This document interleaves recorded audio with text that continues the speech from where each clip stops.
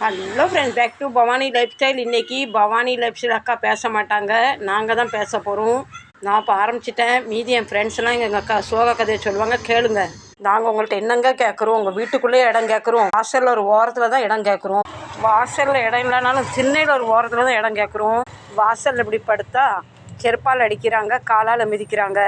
ரோடுலேருந்து இப்படி படுத்தா இந்த வண்டிக்காரங்க இந்த காலுக்காய் உடச்சிட்டு போயிடுறாங்க. நேற்று என் குழந்தைய ஒருத்தன் அடித்து போட்டு போயிட்டான். என் குழந்தை அங்கேயே இறந்துட்டா. கத்தி கத்தி என் கண்ணு முன்னாடி என் குழந்தை இறந்துட்டா. என்னால் ஒன்றும் செய்ய முடியாமல் இருக்கிறேன். நாங்கள் உங்கள்கிட்ட என்ன கேட்குறோம்? கொஞ்சம் அன்பு, கொஞ்சம் பழைய சாதம் தான் கேட்குறோம். நாங்கள் உங்கள் வீட்டுக்குள்ளே இடமும் கேட்கல, உங்கள் சுடுசோறும் கேட்கல. ஏன் நாங்கள் பாட்டில் காட்டுக்குள்ளே வாழ்ந்துக்கிட்டோம். உங்கள் பாட்டன் பூட்டன் வேட்டைக்கு வந்து நான் உன்னை பார்த்துக்கிறேன்னு உங்கள் பூட்டான் தான் எங்களை கூப்பிட்டு வந்தார். எங்களுக்கும் இந்த ஊருக்குள்ளே எந்த சம்மந்தமும் இல்லை. நீங்கள் வேட்டையாட போகும்போதோ முயல் பிடிக்கும் போதோ உங்களுக்கு எங்களோட துணை தேவைப்படுது. அவ்வளோ கஷ்டப்பட்டு நாங்கள் முயலை பிடிச்சி தருவோம். அந்த மனத்தை கூட காட்டாமல் குடும்பத்தோடு நீங்கள் சாப்பிடுவீங்க, அதுவும் பரவாயில்ல. நீங்கள் இந்த எச்சிக்கையை உதறனாலே ஒரு பருக்க கிடைக்குமான்னு நாங்கள் ஆந்துரும். ஏன் மனுஷங்களை உங்கள்கிட்ட எல்லாம் நான் கேட்குறேன். நாங்கள் பாட்டில் காட்டில் வாழ்ந்துமே எதுக்கு கொண்டாந்து உங்கள் பாட்டை போட்டு உங்கள்கிட்ட எங்களை விட்டுட்டு போய் இன்றைக்கி நாங்கள் செருப்படியும் மிதியடியும் பட்டுக்கிட்டு இருக்கோம். அந்த காலத்துலலாம் உங்கள் தாத்தன் பூட்டெல்லாம் 10 பிள்ளை 15 பிள்ளை பெற்றாங்க. அவங்கள அப்படியே அடித்தாங்க, அப்படியே குடும்பப்படுத்தினாங்க. தொட்டில் போட்டு ஆட்டினீங்க. எங்களை தொட்டிலெல்லாம் போட்டு ஆட்ட வேண்டாம். உங்களை கொஞ்சோண்டு அன்பும் ஆதரவும் கிடச்சா போதும். இன்றைக்கி எங்களுக்கு ஒரு வாய்ப்பு கிடச்சிருக்கு பேசுகிறதுக்கு. பவானி லைஃப் ஸ்டைல் அக்கா மூலயமா உங்கள்கிட்ட நாங்கள் பேசுகிறோம். நீங்கள்லாம் இப்போ ஒரு பிள்ளை 2 பிள்ளை பெற்றுக்கிட்டு சீராக வளர்க்குறீங்க. எங்களுக்கும் தான் ஆசை.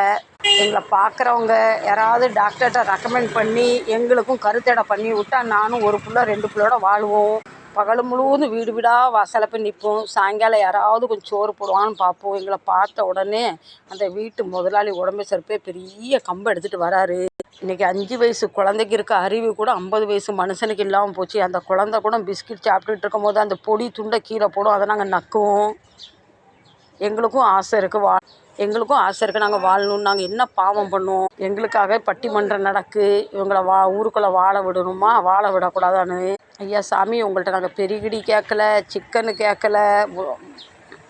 உங்கள் வீட்டு பழைய சோறு உங்கள் புள்ள வேண்டான்னு கழிச்சிட்டு வைக்கிற சோறை தானே கேட்குறோம். எங்களுக்கு தீபாவளி இல்லை, பொங்கல் இல்லை, பிறந்தநாள் இல்லை, தாய் யார் தகப்ப யார் எங்களுக்கு யாருமே தெரியாது. எங்களுக்கு எல்லாமே கடவுள். நீங்கள் மனுஷன் மட்டும்தான்.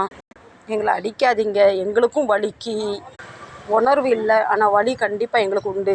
நீங்கள் விடிய விடிய வீட்டுக்குள்ளே ஏசி போட்டு மெத்தையில் தூங்குறதுக்கு உங்கள் வாசலை நாங்கள் பாதுகாத்துக்கிட்டு இருக்கோம். கள்ளம் வந்துடுவானா, எவனா வந்து உங்கள் வீட்டுக்குள்ளே இறங்கிடுவான்னு நாங்கள் பாதுகாப்பாக இருக்கோம். நாங்கள் வந்து உங்கள் வீட்டை பாதுகாக்கிறோம். ஆனால் நீங்கள் எங்களை அடித்தது தான் மிச்சம்.